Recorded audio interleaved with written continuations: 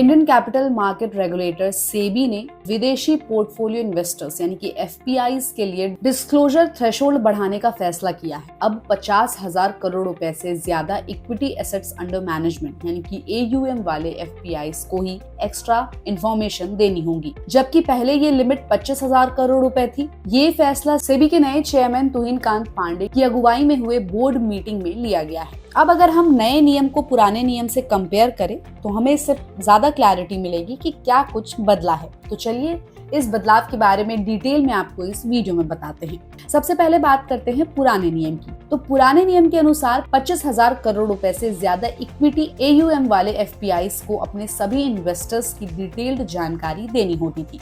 वहीं अब नए नियम के अनुसार अब सिर्फ 50,000 करोड़ रुपए से ज्यादा एयूएम वाले एफपीआईज को ये डिस्क्लोजर करना होगा। साथ ही साथ सेबी ने कहा है कि फाइनेंशियल ईयर 2022-23 की तुलना में अब कैश इक्विटी मार्केट का ट्रेडिंग वॉल्यूम दोगुना हो चुका है, इसलिए थ्रेशोल्ड बढ़ाने का फैसला लिया गया है। अब अगर इस बात पर गौर करें कि आखिर सेबी ने ये नया नियम लाया क्यों है, तो 24 अगस्त 2023 के सर्कुलर में सेबी ने एफपीआईज को 2 शर्तें दी थी। अगर किसी एफपीआई का 50% से ज्यादा इक्विटी एयूएम एक कॉर्पोरेट ग्रुप में है तो उसे एक्स्ट्रा डिस्क्लोजर करना होगा।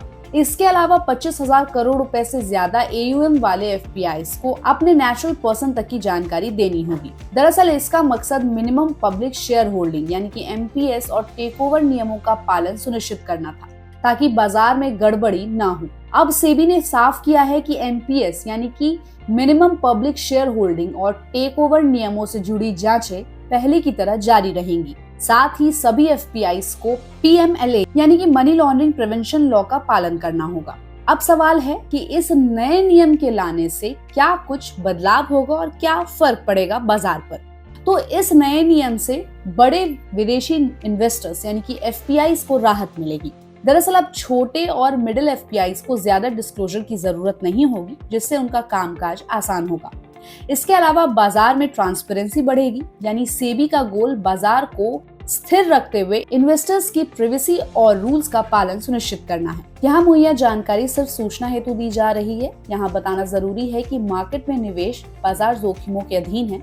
निवेशक के तौर पर पैसा लगाने से पहले हमेशा एक्सपर्ट से सलाह ले। गुड रिटर्न्स की तरफ से किसी को भी पैसा लगाने की यहाँ कभी भी सलाह नहीं दी जाती है। तो इस पूरी खबर पर आपकी क्या राय है, हमें अपनी राय कमेंट बॉक्स में दे और ऐसे ही अपडेट्स के लिए देखते रहिए गुड रिटर्न्स। हमारे चैनल को लाइक और सब्सक्राइब करना बिल्कुल भी मत भूलिएगा।